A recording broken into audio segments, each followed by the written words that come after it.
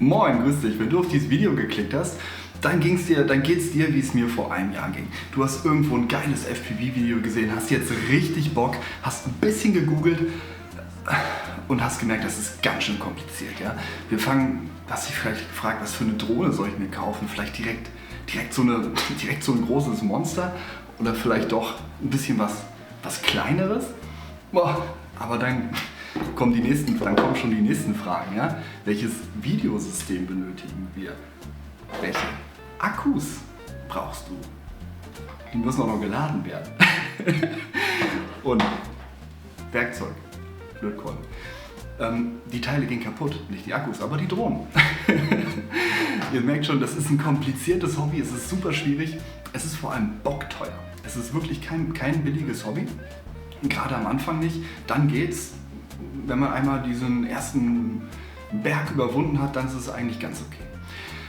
Heute möchte ich dir zeigen, wie du ins FPV-Hobby einsteigen kannst und für dich herausfindest, ob das überhaupt was für mich ist. Und das Allerbeste ist, quasi mit null Risiko. Ja, dann fangen wir einmal an. Also, was du brauchst, ist eine Funke. Und 2 Batterien, das ist alles. Die Funken, das ist hier eine Radiomaster Pocket, habe ich dir auch mal in der Videobeschreibung verlinkt, mehr brauchst du nicht. Die Batterien musst du dir auch dazu kaufen, das sind so ein bisschen besondere, die wirst du nicht zu Hause haben. Ist auch alles verlinkt.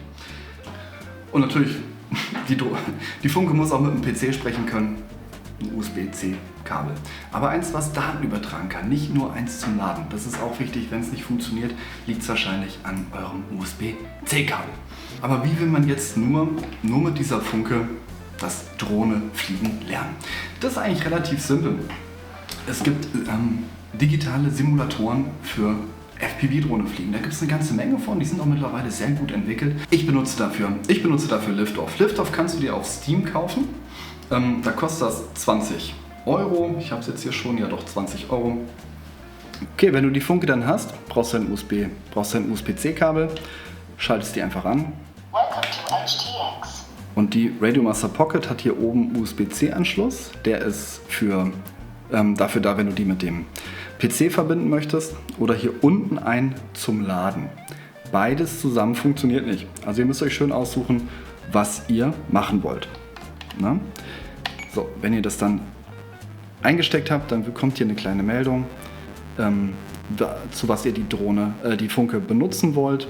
Hier könnt ihr viel auswählen, einfach auf USB-Joystick klicken, zack, fertig. Und das Ding ist verbunden. Und jetzt zeige ich dir einmal die ersten Schritte, wie du in Liftoff oder in Simulatoren generell dich bewegst. Also wir haben hier unsere Oberfläche, alles super geil. Aber das erste, was wir machen müssen, wir müssen unsere Funke einmal kalibrieren. Muss einmal eingestellt werden. Das ist super easy, ich mache es einmal mit euch durch. Wir gehen hier auf Controls, wir gehen in Controls und müssen einmal die Funke kalibrieren. Das machen wir ganz einfach, wir klicken hier auf Calibrate, Start Calibration und dann fragt er uns, wir sollen die Sticks alle hin und her bewegen. Wunderbar, kriegen wir hin. Dann die Sticks in die Mitte packen, das bekommen wir auch hin. Und nachdem ihr eure Funke kalibriert habt, können wir auch schon direkt starten. Multiplayer lassen wir mal komplett außer Acht, das interessiert uns jetzt erstmal gar nicht. Auch das Tutorial könnt ihr machen. Ich persönlich fand, mir hat es nicht so gut geholfen und fand ich nicht so geil. Ist aber da, wenn ihr wollt, könnt ihr es gerne mal ausprobieren. Generell sicherlich eine gute Sache. Ich zeige euch mal so ein bisschen, was es hier gibt. Wir haben den Free-Flight-Modus. Wie schon gesagt, einfach nur auf den Maps rumfliegen. Wir haben Race-Modus, wo ihr dann durch vorgefertigte Strecken fliegen könnt und da eure Skills verbessern könnt. Das mache ich jetzt gerade nur noch, weil es mir unglaublich viel Spaß macht. Ich gehe auf Random Race, fliege dann immer 1-2 Stunden die Woche im Simulator. Ist total geil. Anfangen würde ich aber definitiv mit Free Flight. Hier können wir uns das einmal reinziehen. Hier könnt ihr die Welten auswählen. Hangar finde ich ganz geil. Und jetzt könnt ihr eure Drohne euch aussuchen. Viele verschiedene Drohnen, ihr könnt hier die offiziellen nehmen, ihr könnt auch aus dem Steam Workshop euch Drohnen runterladen und ihr könnt die auch selber zusammenstellen. Ja, also ist auch schon mal richtig geil. Hier gibt es zigtausende Parts, die wir hier implementiert haben und die dann so ein bisschen die Realität widerspiegeln können. So, aber wir gehen jetzt erstmal rein, haben die Drohne ausgewählt, das Ding lädt ein bisschen. Genau, so, sobald die Welt geladen hat, gucken wir uns einmal hier eine beispielhafte Welt an. Wir fliegen hier mal schön langsam durch, geht um nichts. Und das wäre jetzt zum Beispiel mal die Welt Hangar. Na, hier da ist ziemlich geil, so ein bisschen Hamburger Hafenstil oder generell so ein Containerhafen. Es gibt viele verschiedene Objekte, wo wir alles Mögliche mitmachen können. Wir haben einen fetten Kran hier stehen, wo man sich ordentlich dran abüben kann. So könnt ihr dann sukzessive anfangen zu lernen. Aber das ist jetzt ganz wichtig. Am Anfang ist es wirklich Drohnefliegen, FPV-Drohnefliegen ist nicht einfach. Oh, hier sind wir aus der Welt herausgefloppt. Gebt euch da wirklich viel Zeit für. Ja? Am Anfang werdet ihr das Ding kaum oben halten. Ja? Es ist wirklich eine Koordinationssache. Manche brauchen 2-3 Stunden und sind flugbereit.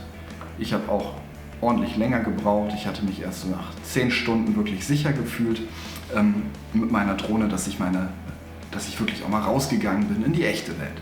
Gebt euch einfach richtig viel Zeit. Ich arbeite übrigens gerade an einer Tutorial-Serie, die sich nur auf die Simulatoren bezieht, wo ihr dann auch mal reingucken könnt, was so meine Schritte sind, wenn ich nochmal neu anfangen würde, was ich wieder lernen würde, womit ich anfangen würde und womit halt nicht. Ja, kommen wir einmal zu den Kosten des Ganzen. Also ihr könnt euch erstmal Liftoff auf Steam kaufen, oder da gibt es auch noch ganze Reihe andere Simulatoren, TripFPV zum Beispiel oder Velocidrone, alles auf Steam verfügbar. Ne?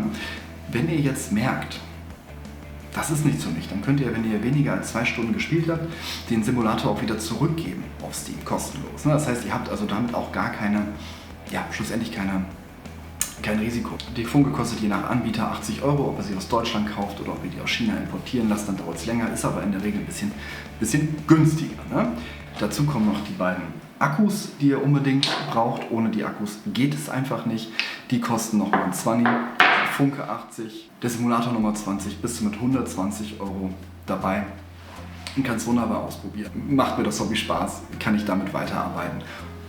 Ja, oder halt auch nicht. Ne? Und wenn nicht, dann gibst du die Simulatoren zurück, wenn du weniger als 2 Stunden gespielt hast.